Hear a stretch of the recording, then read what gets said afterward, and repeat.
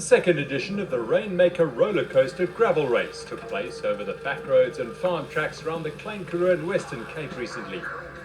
Some 35 riders from all over South Africa and many international destinations gathered in Swellendam for the start of the 7-day journey that would see them cover 500 kilometers with a finish in Plettenberg Bay. The event is organised by HotChillee, the group behind the renowned London, Paris and Cape Roulier races. Stage 1 was a short, sharp 30-kilometre leg loosener through the citrus orchards in the Buffelsjagts River Valley. Bongo Nkobani and Julian Hardy went out hard. Sipen Kapai and Nick Cook of the Kwano Academy also held nothing back. The route took them through a small game farm in an area called Kwetu, and they were soon sharing the wide open spaces with bontebok, giraffe, impala and wildebeest. What a welcome to South Africa for the big contingent of international riders. They've made several changes to the route from the 2018 event to give riders the best possible gravel biking experience around the Western Cape. Nkapai and Cook were the only team to dip under an hour for the ride. Their 56 minutes and 44 seconds was just under 4 minutes faster than Ayise Fulu and Ona Dolofine.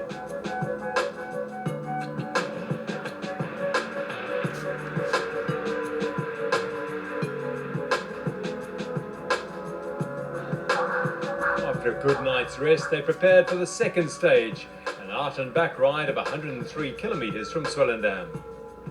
Although it is a gravel race, that did not mean riders could not take on the event on a mountain bike.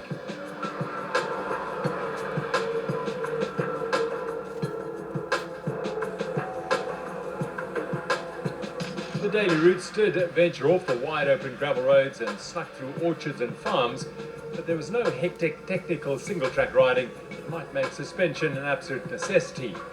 The gravel bikes used by the majority of the field cope more than comfortably with the terrain. The Buffelsjagts River Dam is a hidden gem in the shadow of the Langeberg Mountains and massive pine forests on the slopes. Fulu and Dolfine took time back on Nkapai and Cook in winning the stage, which was split into two timed sections. Stage 3 was the first of the transition stages, as they covered 97 kilometres and 1,635 metres of climbing en route to Riversdale. Long forgotten dirt roads led them past a number of quaint old settlements, perhaps no longer inhabited. The top two teams were keeping a close eye on one another as they took on the steep mountain roads. Sipen Kapai from Kwano Cycling Academy in Plettenberg Bay was just one of a number of riders taking part from a number of South Africa's top cycling academies. The back-breaking climbs were often followed by super fast sweeping descents down to the bottom of the valley. The stage ended at Langenhoven High School in Riversdale, and again Cook and Nkapai were the dominant pair to strengthen their hold on the overall lead. Julian Hardy from the UK and Bongo Nkobani were fourth on the day. Stage 4 dawned clear and fresh. The full field was given a rousing send-off by the learners from the school before they went off to class. The riders were soon getting used to the silence and beauty of the wide open spaces of the Overberg region of the Western Cape as they headed over the mountains and into the Klein Karoo. Their destination was Karlitstorp, 110 kilometres away. The Rooiberg Pass took care of much of the ascending and descending before they enjoyed a police escort en route into Karlitstorp, where Fulu and Dolfine took the stage win in 4 hours and 41 minutes.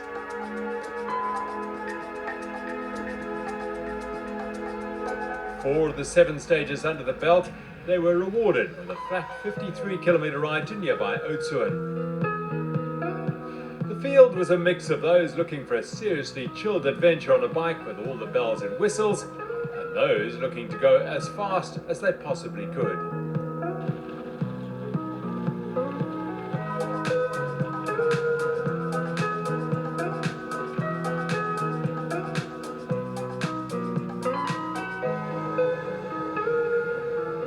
Nick Cook and Sipen Kapai belonged to the latter category and duly won their third stage.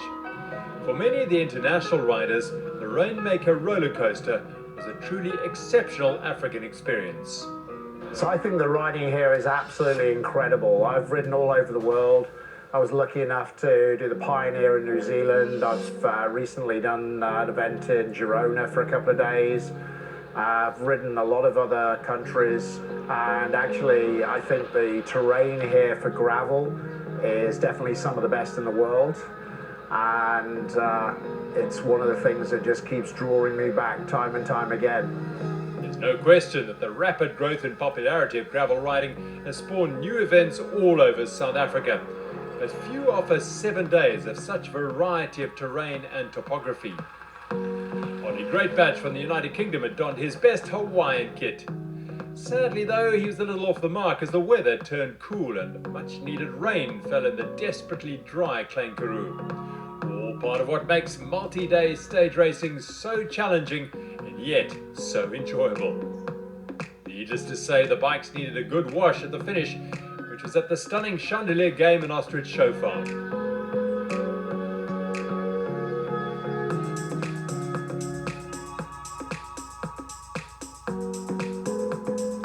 Day 6 saw the longest stage of the race, 113 kilometers to Uniondale.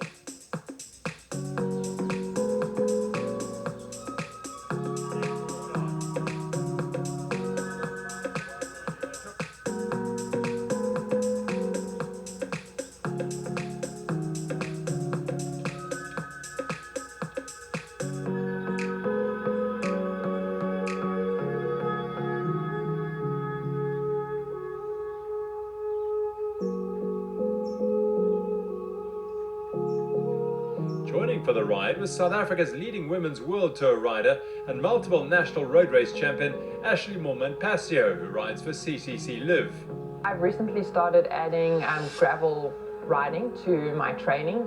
It's really a great way of getting a little bit of variety. So, you know, in Europe, of course, it's also very popular, the gravel at the moment, because all of a sudden you can add new roads that you've never done before, and you're creating new loops because, you know, now you can mix the road and the gravel in one ride. And I think it's also really great, for example, for me for training, because you know, it's a little bit tougher than being on the road. So you're kind of on the pedal all the time, a little bit like mountain biking, but you're still sort of simulating the position on the road.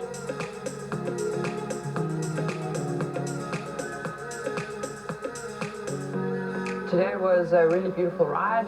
We started in Oudtshoorn, direction Uniondale, and immediately we pretty much started just kind of gradually going up and up and up all day long. And it was actually a really tough day because you kept having this little rise, and you'd power up over it and think, okay, when I get to the top, it's going to go downhill, and then to your surprise, it's just a little downhill and it goes up again. So yeah, but it was really beautiful scenery, just great being out on the gravel roads of South Africa, riding past some farms, farm workers, ostriches running along alongside us. So yeah, it was a really great day today. And Ashley was in good shape and took it to the leading riders. She recently finished 8th at the UCI Road World Championships in Yorkshire. Riders checked in at Uniondale, and then it was bright time.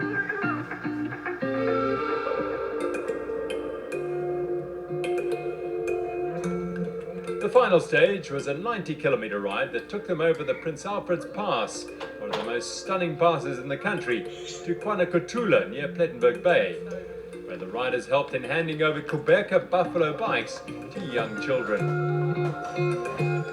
Working with Quebecer, seeing what they do for the kids is really incredible. Giving kids bicycles to sort of commute to school, and now with the Buffalo Foundation, HotChillee, that have raised about 150 Quebecer bicycles. I mean, that's really special, you know, getting bikes to kids. And whenever I see those kids getting bicycled, I mean, you should see the smiles on their face. You know, it's priceless. And the excited youngsters then rode the last 5 kilometers with the Rainmaker Rollercoaster riders. Ashley was riding, and she lit it up from the front. And we hung on for a little while, but once sort of the real climbs kicked in, that's not my terrain. And went a bit into survival mode, just damage limitation, and I think we've done enough. I haven't quite checked the timings yet. Nick and CPF Team Kwano had done enough to win ahead of Fulu and Dolphine, ending a truly memorable event.